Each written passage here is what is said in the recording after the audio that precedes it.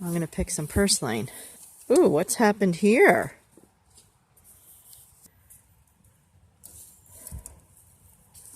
I gotta fix this door. Oh, I think the whole bottom is untethered.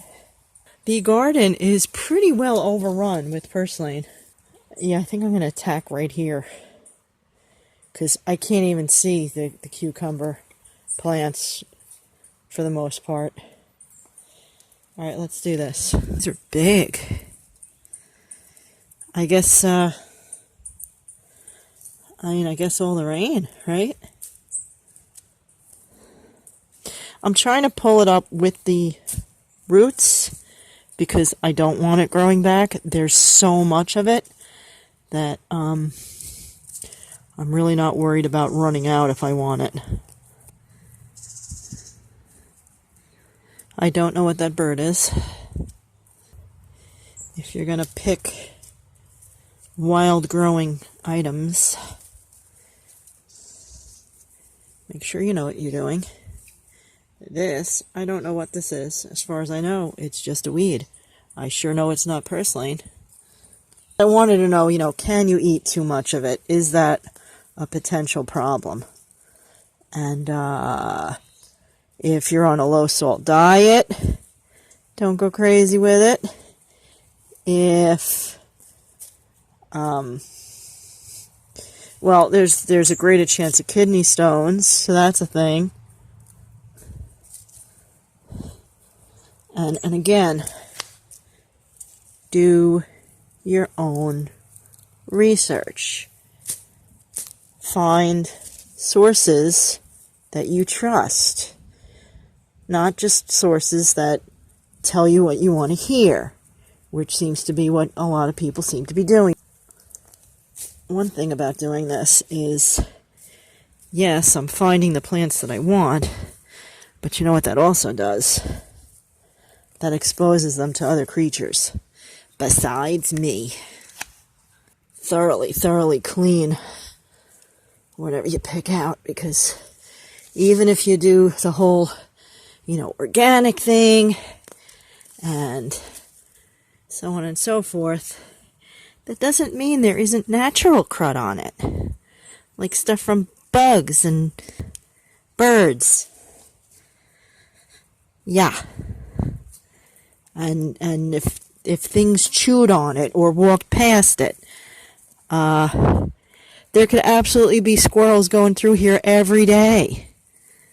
No shock there. So yes, absolutely. Yeah, first I'm going to hit them with the hose. Not the squirrels, the plants. And then, okay, we got two here. And then I'm going to wash more thoroughly indoors.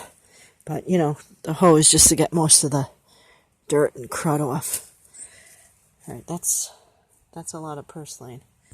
I want to get the dandelions especially up. I'm not eating the dandelions. I know they're edible. I'm not eating them. I don't like them. I mean, that's like, if you like them, great, enjoy. I don't like them. That's like serious desperation food for me. Blech. Let's get these guys out. Oh, that's a brick piece. It's a brick piece. Is that a little mushroom? I hope not, but I'm not surprised. That's a mushroom. Well, it was anyway. Something's been eating my nasturtium. Something's been chomping it. Squirrels can hop right over.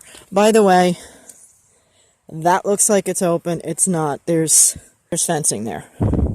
Even though there's that gap there, there's fencing. Let's check the zucchini. The non-existent. Look at this little plant trying to get through. That's admirable. Is that zucchini? Do we have a zucchini plant? 1, 2, 3, All right. All right, you know what I'm going to do, though? I'm just going to do this still, just to be sure. Fantastic. I'm not seeing holes under the fence. Oh, are they eating the peas? Oh, they ate the pea. They ate my peas. Oh, that's almost it for the pea. Is this a hole? Oh, death. I freaking love my peas. Fresh peas are the bomb. This is the potato plants, of course. With all the rain, the flowers are closed. Yeah, I'm going to pick a lot, and then I get to be very picky. I got to switch hands. Look at my hand here. Hold on. That's what pants are for. I've never seen them so big. They just fall over at a touch. Let me just... See that? That's it. Oh, that's good. A slug. That's another thing that can crawl all over your stuff from your garden. You can get so sick.